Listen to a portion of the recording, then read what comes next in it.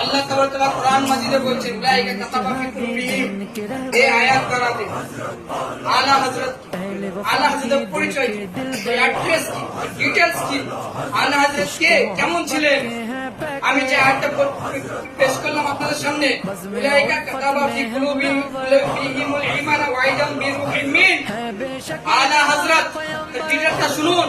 আমি যে আয়াতটি কিছুক্ষণ আগে পেশ করলাম, এই আয়াতের দ্বারাতে আলা হযরত ইমাম আহমদ রেজা খান ফাজিল ইলমি রাহমাতুল্লাহ আলাইহি, যিনার জন্ম ডেট অফ বার্থ 1272 হিজরি, এই আয়াতের দ্বারাতে প্রমাণ করেছেন।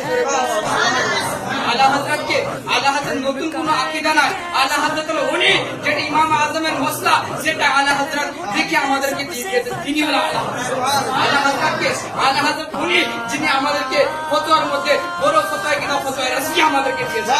আলা হযরতকে আলা হযরত হলো উনি যিনি আমাদেরকে হাদায়াকে বাশির দিয়েছেন।